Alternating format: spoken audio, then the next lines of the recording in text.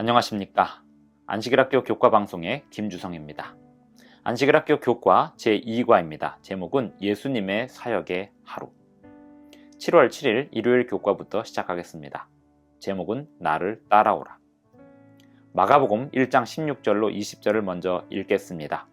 예수님께서 부르신 제자들이 누구이고 그들이 어떻게 반응했는지 살펴봅니다.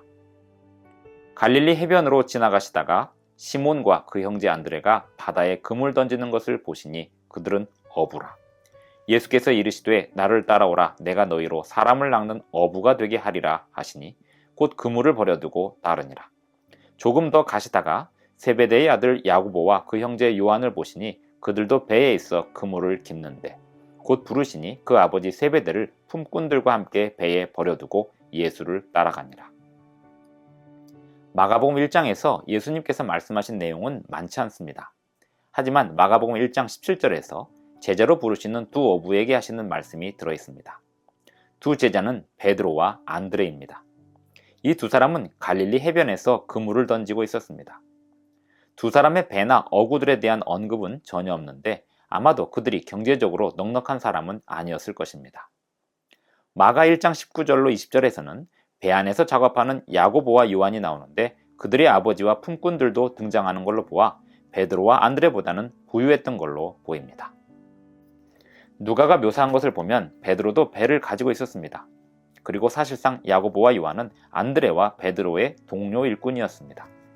그런데 마가복음은 베드로의 형제와 야고보의 형제 두 형제 간의 대조를 보여주려고 한 것 같습니다. 그렇게 차이를 보여줌으로 해서 예수님이 부르신 제자들이 좀 못 가진 형제들과 좀 더 가진 형제들을 전부 부르신 사실을 알리려 한 것입니다.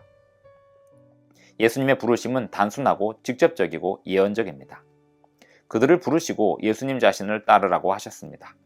그렇게 하여 예수님의 제자가 되라고 하셨습니다. 그들이 따르면 예수님은 그들에게 사람을 낚는 어부의 일을 맡기겠다고 하십니다. 이 사람들이 모든 것을 버리고 즉시로 예수님을 따른 이유가 무엇일지 생각해 보시기 바랍니다. 요한복음은 이 제자들이 예수님을 따르게 되는 과정을 더 자세히 묘사하고 있습니다. 아마도 이 형제들은 침례 요한의 제자들이었을 겁니다. 그래서 요한의 선포를 들었고 요한이 예수님에 대해서 세상 죄를 지고 가는 하나님의 어린 양이라고 하는 말을 들었습니다. 이 형제들은 예수님을 만났고 요단강 근처에서 예수님과 시간을 보냈습니다. 따라서 사역으로 부르시는 예수님을 따른 것은 단순하거나 무모한 결정이 아니었습니다. 그 형제들은 충분히 생각했습니다. 그러면 마가복음은 왜 자세하게 기록하지 않았을까요? 아마도 예수님의 권세를 더 강조하기 위함이었을 겁니다. 예수님의 부르심에 기꺼이 응답한 어부들이 예수님의 제자가 되므로 그들의 삶과 세상은 완전히 달라지게 되었습니다. 교회증언 8권 209쪽의 글을 봅니다. 마가복음 8장 34절에 언급된 그대로 그리스도를 좇는다는 것은 하나의 구실, 하나의 어리석은 흉내가 아니다. 예수께서는 당신의 제자들이 당신께서 참으신 것처럼 참고 당신께서 고통받으신 것처럼 고통을 받고 당신께서 승리하신 것처럼 승리함으로 당신의 발자취를 가깝게 따르기를 기대하신다. 그분께서는 그분의 추종대로 공헌하는 자들이 자기 희생의 정신을 드러내는 것을 보고자 열렬하게 기다리고 계신다. 7월 8일 월요일 교과 제목은 잊지 못할 안식일입니다. 마가복음 1장 21절로 28절을 봅니다. 가버나움 회당에서 있었던 잊을 수 없는 사건이 있는데 그것이 무엇인지 살펴보고 어떤 교훈이 있는지 생각해 봅니다. 그들이 가버나움에 들어가니라. 예수께서 곧 안식일에 회당에 들어가 가르치시매 뭇사람이 그의 교훈에 놀라니 이는 그가 가르치시는 것이 권위 있는 자와 같고 서기관들과 같지 아니함일러라. 마침 그들의 회당에 더러운 귀신 들린 사람이 있어 소리질러 이르되 나사렛 예수여 우리가 당신과 무슨 상관이 있나이까? 우리를 멸하러 왔나이까? 나는 당신이 누구인 줄 아노니 하나님의 거룩한 자니이다. 예수께서 꾸짖어 이르시되 잠잠하고 그 사람에게서 나오라 하시니 더러운 귀신이 그 사람에게 경련을 일으키고 큰 소리를 지르며 나오는지라. 다 놀라 서로 물어 이르되 이는 어찌미냐? 권위 있는 새 교훈이로다. 더러운 귀신들에게 명한즉 순종하는도다 하더라. 예수의 소문이 곧 온 갈릴리 사방에 퍼지더라. 그리스도인이라면 누구나 그리스도인으로서 겪은 잊을 수 없는 순간들이 있습니다.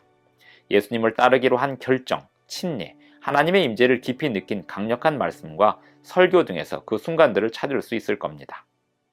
이런 순간들 중에 어떤 것들은 잊을 수 없을 뿐 아니라 삶을 변화시키기도 했습니다.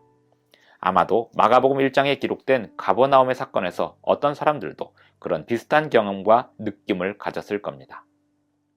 22절을 보면 무사람이 그의 교훈에 논란이 이는 그가 가르치시는 것이 권위 있는 자와 같고 서기관들과 같지 아니함일러라 라고 기록하고 있습니다.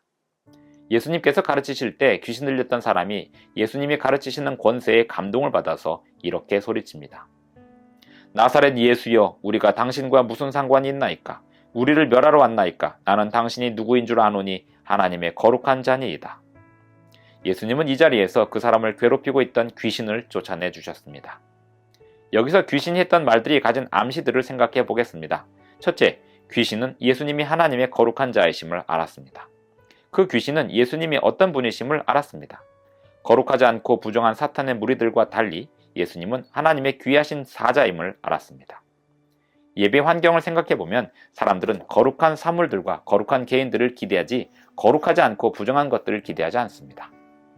그리하여 마가복음 1장에 들어있는 이야기에서 선의 세력과 악의 세력 사이에 분명한 대조점을 보게 됩니다. 대쟁투의 실체를 보게 되는 것입니다. 사람들이 아직 예수님을 잘 모를 때였지만 귀신은 예수님을 분명히 알았고 공개적으로 인정했습니다. 다음으로 귀신에게 그 사람에게서 나오라고 하신 예수님의 명령은 이해가 되는데 잠잠하라고 하신 명령은 왜일까요? 여기부터 마가복음에 두드러지는 주제가 등장하고 있습니다. 예수님이 누구신지에 관하여 잠잠하라는 요청입니다. 학자들은 이것을 메시아 비밀이라고 한답니다. 잠잠하라는 예수님의 요청은 의미가 있었습니다. 그 이유는 당시에 메시아에 대한 기대로 하면 사람들이 정치적인 의미를 같이 생각하고 있었기 때문입니다. 메시아가 되는 것은 위험한 일이었습니다. 따라서 잠잠하라는 요청은 예수님 자신이 누구이신지 알리는 확실한 계시였습니다. 시간이 지나서 모든 것이 분명해지면 예수님의 신분은 감출 수 없게 됩니다. 그리고 예수님이 복음서 기별에서 핵심이 되시는 진리도 마찬가지였습니다. 사람들은 예수님이 누구이신지 알기만 하면 되는 게 아니라 메시아의 오심에 대하여 그리고 그 의미가 자기들에게 어떤 의미인지에 대하여 각자 자기들이 어떻게 반응할지 결정해야 했습니다. 7월 9일 화요일 교과 제목은 이어진 안식일 사역입니다. 마가복음 1장 29절로 34절을 보겠습니다. 예수님께서 베드로의 가족을 어떻게 도우셨는지 그리고 어떤 교훈이 있는지 살펴봅니다. 회당에서 나와 곧 야고보와 요한과 함께 시몬과 안드레의 집에 들어가시니 시몬의 장모가 열병으로 누워있는지라. 사람들이 곧 그 여자에 대하여 예수께 여짜온대 나아가사 그 손을 잡아 일으키시니 열병이 떠나고 여자가 그들에게 수종드니라. 저물어 해질 때에 모든 병자와 귀신 들린 자를 예수께 데려오니 온 동네가 그 문 앞에 모였더라. 예수께서 각종 병이 든 많은 사람을 고치시며 많은 귀신을 내쫓으시되 귀신이 자기를 알므로 그 말하는 것을 허락하지 아니하시니라. 회당에서 놀라운 봉사 사역을 마치신 후에 예수님은 베드로, 안드레, 야고보, 요한과 함께 물러나와 베드로의 집으로 향하셨습니다. 안식일에 남은 시간을 보내고 친교의 식사와 교제를 위함이었습니다. 하지만 걱정스러운 소식이 이 장면에 퍼지기 시작합니다. 베드로의 장모가 열병을 앓고 있다는 것입니다. 당시에 그 병은 호전되지 않으면 죽을 수도 있는 병이었습니다. 사람들이 그 여인에 대하여 예수님께 여쭈었습니다. 그리고 예수님은 베드로의 장모에게 가셔서 손을 잡아 일으키셨습니다. 그 여인은 즉시로 나와서 예수님과 제자들에게 봉사할 만큼 되었습니다. 이 사건은 예수님께 구원을 받고 치료함을 받은 사람이 보여줄 수 있는 강력한 모본입니다. 그 모본은 곧 다른 사람들에게 봉사하는 결과의 모본입니다. 마가복음에 보면 예수님께서 환우들을 만져주셔서 고치시는 사례들이 보이는데 반면에 다른 경우에는 만져주셨다는 언급이 없기도 합니다. 예수님의 그날 사역은 아직도 마치지 못하였습니다. 해가 지자마자 많은 사람들이 베드로의 집으로 몰려와 예수님의 치료를 받고 싶어 했습니다. 회당에서 일어난 일을 보았거나 그 소문을 들은 사람들이 찾아왔을 것이 분명합니다. 사람들이 저물어 해질 때가 되어서야 나타난 이유를 따로 기록하지 않은 이유는 마가복음을 읽는 사람들이 안식일에 대해 이미 알고 있을 거라고 생각했기 때문입니다. 이런 특징은 마가복음을 읽는 사람들이 안식일을 지키는 사람들이었음을 나타내고 있습니다. 마가는 온 동네가 그 문 앞에 모였다고 말하고 있습니다. 예수님께서 그들 모두에게 치료를 베푸시는데 많은 시간이 걸렸을 겁니다. 시대의 소망 259쪽의 글을 봅니다. 여러 시간 동안 사람들은 오고 갔다. 왜냐하면 그 누구도 이 치료자가 내일도 여전히 그들 가운데 계실지에 대해 알 수 없었기 때문이었다. 가버나움은 이전에 이와 같은 날을 경험한 적이 없었다. 하늘은 승리의 소리와 구원의 함성으로 가득 찼다. 구주께서는 당신이 일깨워 주신 기쁨 가운데서 즐거워하셨다. 예수께서 당신에게 온 자들의 고통을 목격하실 때에 그의 마음에 동정심이 일어났으며 당신의 능력으로 그들에게 건강과 행복을 회복시켜 주기를 기뻐하셨다. 예수께서는 마지막 환자를 치료하시기까지는 그의 일을 쉬지 않으셨다. 깊은 밤이 되어 군중이 다 물러가고서야 시몬의 집에 쉼이 찾아왔다. 긴 흥분의 날이 지나가고 예수께서는 잠자리를 찾으셨다. 그러나 동네가 아직도 잠들어 있을 때 구주께서는 새벽 오히려 미명에 일어나 나가 한적한 곳으로 가사 거기서 기도하셨다. 7월 10일 수요일 교과 제목은 예수님 사역의 비밀입니다. 마가복음 1장 35절로 39절을 읽습니다. 예수님께서 하신 일에서 어떤 교훈이 있는지 찾아봅니다. 새벽 아직도 밝기 전에 예수께서 일어나 나가 한적한 곳으로 가사 거기서 기도하시더니 시몬과 및 그와 함께 있는 자들이 예수의 뒤를 따라가 만나서 이르되 모든 사람이 주를 찾나이다. 이르시되 우리가 다른 가까운 마을들로 가자. 거기서도 전도하리니 내가 이를 위하여 왔노라 하시고 이에 온 갈릴리에 다니시며 그들의 여러 회당에서 전도하시고 또 귀신들을 내쫓으시더라. 예수님께서 새벽에 일어나셔서 조용하고 한적한 곳으로 가셔서 기도하셨습니다. 마가복음 1장 35절은 예수님께서 기도하셨다는 행동에 초점을 맞추고 있습니다.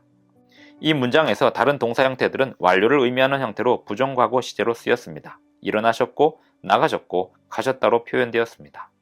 하지만 기도하다라는 동사는 여기서 특별히 미완료 시제로 쓰이므로 계속되는 과정으로 강조하는 표현으로 쓰였습니다. 예수님은 기도하셨고 계속 기도하셨습니다. 이 문장은 예수님이 얼마나 일찍 일어나셨는지도 강조하면서 예수님이 홀로 기도하신 시간이 상당한 시간이었음을 나타내고 있습니다. 복음서 전체를 보면서 우리는 예수님이 기도의 사람이심을 알 수 있습니다. 이 사실은 예수님의 사역 능력의 비밀 중에 하나가 무엇이었는지 알게 해줍니다. 누가복음 6장 12절을 읽고 예수님의 기도 생활에서 어떤 교훈을 얻을 수 있는지 살펴봅니다.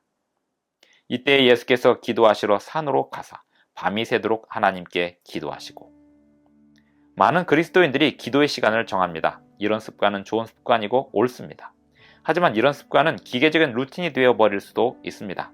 그렇게 되지 않기 위해서는 가끔 기도 시간을 바꾸거나 평소보다 기도를 길게 하는 것도 필요합니다. 중요한 것은 어떤 형식에 자기를 가두어 놓지 않는 것입니다. 베드로와 동료들은 예수님의 기도의 장소에 따라가지 않았습니다. 아마도 그들은 예수님의 기도 장소를 알았을 것입니다. 그들이 예수님을 만나러 기도 장소에 온 것을 보면 알 수 있습니다. 모든 사람들이 예수님을 찾는다고 하는 제자들의 보고는 그 전날 있었던 놀라운 경험들에 이어서 더 많은 치료와 가르침을 이어가자는 제안이었습니다. 그런데 놀랍게도 예수님은 거절하시고 다른 동네 더 넓은 사역지를 가리키십니다. 마가복음 1장 38절을 봅니다. 이르시되 우리가 다른 가까운 마을들로 가자. 거기서도 전도하리니 내가 이를 위하여 왔노라 하시고 교회 증언 2권 202쪽의 글을 봅니다. 구주께서 신적 능력을 소유하셨음에도 불구하고 기도의 필요를 느끼셨다면 연약하고 죽을 수밖에 없는 죄인은 우리는 얼마나 더 열렬하고 끊임없는 기도의 필요를 절실히 느껴야 할 것인가. 그분은 금식하셨고 하나님께 자신을 의탁하며 열렬한 기도와 아버지의 뜻에 온전히 굴복함으로 승리자가 되셨다. 마지막 시대에 진리를 믿노라고 하는 사람들은 그리스도인이라 는 어떤 다른 사람들보다 기도의 위대한 모본을 따라야 한다. 7월 11일 목요일 교과 제목은 아무에게도 말하지 말고입니다. 마가복음 1장 40절로 45절을 읽고 예수님께서 소외된 사람들과 어떻게 관계를 맺으셨는지 살펴보고 교훈을 찾아보겠습니다. 한 나병 환자가 예수께 와서 꿇어 엎드려 간구하여 이르되 원하시면 저를 깨끗하게 하실 수 있나이다. 예수께서 불쌍히 여기사 손을 내밀어 그에게 대시며 이르시되 내가 원하노니 깨끗함을 받으라 하시니 곧 나병이 그 사람에게서 떠나가고 깨끗하여진지라. 곧 보내시며 엄히 경고하사 이르시되 삼가 아무에게 아무 말도 하지 말고 가서 내 몸을 제사장에게 보이고 내가 깨끗하게 되었으니 모세가 명한 것을 드려 그들에게 입증하라 하셨더라. 그러나 그 사람이 나가서 이 일을 많이 전파하여 널리 퍼지게 하니 그러므로 예수께서 다시는 드러나게 동네에 들어가지 못하시고 오직 바깥 한적한 곳에 계셨으나 사방에서 사람들이 그에게로 나아오더라. 여기 나오는 나병은 구약 성경 시대에도 그랬지만 오늘날의 한센병만을 의미하고 있지는 않습니다. 성경 용어로 보면 차라리 치명적인 피부병이라고 번역하는 편이 나올 수도 있고 이 병은 다른 많은 전염성 질병들도 포함하고 있습니다. 고대 서남아시아 지역에서 한센병이 전파된 것은 기원전 3세기로 보입니다. 이 성경 구절에 나오는 환자의 경우 나병 환자일 가능성이 매우 높습니다. 그러나 그 사람이 어떤 증상으로 고통받았는지 알 수 없습니다. 단지 그 병이 심각했다는 것은 알 수 있습니다. 그 나병 환자는 예수님이 자기를 깨끗하게 해주신다고 믿었습니다. 레위기 13장에 의하면 나병 환자는 의식적으로 부정하다고 평가되었기 때문에 사람들과의 접촉을 피해야 했습니다. 하지만 예수님은 그 사람을 향하여 불쌍히 여기시고 손을 내밀어 그에게 대셨습니다. 마가복음 1장 41절을 다시 봅니다. 예수께서 불쌍히 여기사 손을 내밀어 그에게 대시며 이르시되 내가 원하노니 깨끗함을 받으라. 이 행동은 저녁까지 부정함을 입히는 것이나 다름없었고 목욕을 해야 의식적으로 다시 정함을 입을 수 있는 행동이었습니다. 하지만 마가는 예수님의 이 만지신 행동이 그 나병 환자를 깨끗하게 하였음을 분명히 하였습니다. 그리하여 예수님은 그 사람을 만짐으로 부정하게 되지 않으셨음도 분명히 했습니다. 예수님은 그 사람을 제사장에게 보내시면서 이런 경우를 위해 레위기 14장에서 모세가 명한 제물을 드리라고 하였습니다. 마가복음 전체를 보면 예수님은 모세의 가르침을 지지하고 옹호하는 입장에 서 계셨습니다. 이런 입장은 당시의 종교 지도자들과는 대조적이었습니다. 마가 7장, 10장, 12장을 보면 그들은 모세를 통해 전달된 가르침의 본래 의도와 의미를 훼손하고 있었습니다. 하지만 그들은 모세의 율법에 충성하고 있다고 주장하고 있었습니다. 이러한 내용들은 마가복음 1장 44절에서 그 환우에게 삼가 아무에게도 말하지 말고 제사장에게 가라고 하신 이유를 알게 해줍니다. 만약에 그 환우가 예수님께 치료받았다는 사실을 알리면 예수님에게 적대적인 편견을 가진 사람들의 결정에 편견을 일으킬 수 있었기 때문입니다. 하지만 그 나병 환자는 이 말의 의미를 이해하지 못한 것 같습니다. 예수님의 말씀을 따르지 않고 자기가 치유받은 소식을 널리 알렸습니다. 그래서 예수님께서 다시는 그 동네에 드러나게 다니지 못하게 되었습니다. 시대의 소망 265쪽의 글을 봅니다. 그는 이런 모든 표시가 제사장들과 장로들로 하여금 더욱 예수를 죽이려고 단단히 결심하게 만들었다는 것을 깨닫지 못하였다. 이상 마가복음 1장의 예수님 사역의 하루를 살펴보았습니다. 마가복음은 1장에서부터 예수님 사역의 하루가 매우 바쁜 하루였음을 보여주고 있습니다. 예수님은 이 세상에 오신 이유가 사람들에게 부지런히 봉사하시기 위해 오신 분이심을 마가는 밝히고 있는 것입니다.